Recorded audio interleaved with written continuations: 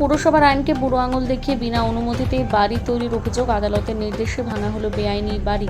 হাওড়া পুরসভার তরফে বাড়ি ভাঙার কাজ শুরু করা হয়েছিল লিলুয়া থানার অন্তর্গত এবং রোড বিরাডিঙি খালপাড় এলাকায়। রঞ্জন বোস নামে এক ব্যবসায়ী পুরসভার কোনো অনুমতি ছাড়া দোতলা বাড়ি বানায়। 5 বছর আগে বাড়ি ভাঙার নোটিশ দিলে কোনো কার্যকর করেনি বিগত সরকার। আজ বিশাল পুলিশ বাহিনী নিয়ে পুরসভার তরফে ভেঙে দেওয়া হয়।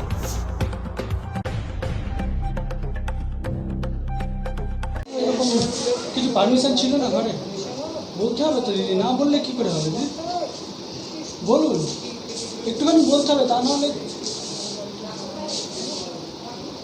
বাড়ি ভাঙা হচ্ছে। কি শুনলেন?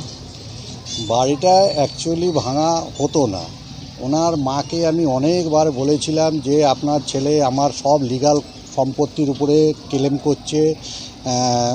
টিএমসি সরকার পার্টি করতো উনি, আমি বিজেপি করতাম বলে আমার উপরে দীর্ঘ 6 বছর ধরে অত্যাচারের পর অত্যাচার, কেসের পর case, murder case, half murder case, ডাকাতি কেস, এইগুলো সব দীর্ঘদিন ধরে দিয়ে যাচ্ছিল। তারপরেও আমি লিগ্যাল কোর্টের সাহায্য নিয়ে কোর্ট থেকে সব কিছু লিগ্যাল সব দেখিয়ে আমি আমার সব কমপ্লিট করে নিয়েছিলাম। তারপরেও ওর মা একদিন আমায় বলল যে বাবা যা হওয়ার হয়েছে মাফ কর, হ্যাঁ তুইও তো আমার দেওরের মতো না, তোর ছেলে তোর মানে আমাদের ছেলেকে তো তোরাই মানুষ করেছিলি। আমি বললাম ঠিক আছে, তাহলে সব কেস কামারি সব ওরাও তুলে নিয়ে আমাকে ক্লিয়ার করে দিল। আমি ওদের নামে যা ওরা যা অত্যাচার করেছিল সেই অত্যাচারের ক্লেম আমিও তুলে নিয়েছিলাম। তারপরে বললো সব মিউচুয়াল হয়ে যাওয়ার পর 1 বছর ঠিক ছিল। 1 বছর ঠিক থাকার পর ও কী করলো, দীপক মজুমদার বলে একজনের, দীপক মজুমদারকে মানে এটা আমাদের 8 নম্বর ওয়ার্ডের প্রেসিডেন্টকে নিয়ে আমার বাড়ির উপরে আবার কমসে কম 50, 60, 100 লোককে নিয়ে চড়া হয়। কী কারণে চড়া হয়? আমার একটা জমি নিয়ে দীর্ঘদিন ধরে ঝামেলা চলছিল। আমার কোর্টের অর্ডার ছিল যে এখানে কেউ ঢুকবেন না। উনি খালি বলতে যাচ্ছে যে ওই জমিটা সরকারি জমি। আমি যে সরকার হলে আমি সরকারকে দিয়ে দেবো, কিন্তু তুমি আইনত ব্যবস্থা নাও। উনি আইনত ব্যবস্থা নেবে না, উনি জোর জবরদস্তি ঝামেলা করে দখল করে জমিটা নেবে। আজকে ও দীর্ঘ আমাদের পাড়ার কিছু টিএমসির লোকের মানে উত্তেজনাতে উনি আমার বাড়ির উপরে চড়া হতো।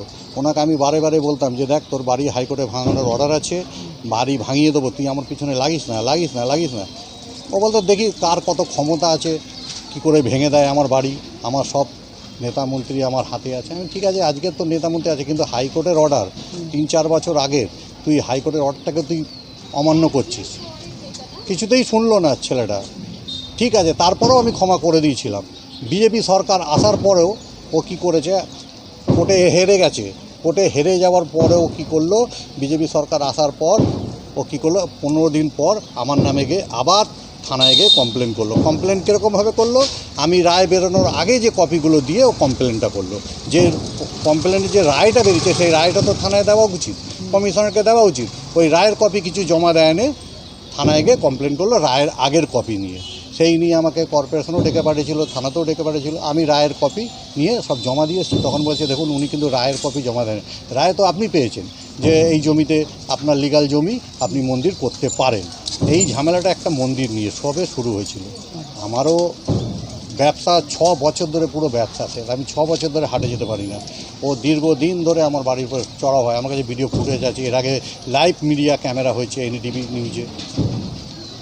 আজকে আমি কোর্টের রায় হাইকোর্টের রায়তে ভাঙা হচ্ছে। হাইকোর্টের রায়টাকেও অমান্য করে বেরিয়ে গেছে। ও এতদিন পর ও হাইকোর্টের রায়টাকেও নর্মালে নিয়েছিল। অমৃতা সেনের বেঞ্চে অর্ডার ছিল যে বাড়িটাকে ভেঙে দেওয়া হবে, ও সেটাকেও কোনো গুরুত্ব দেয়নি। বলছে কোর্ট আমি মানি না মানলে আর কি করা যাবে।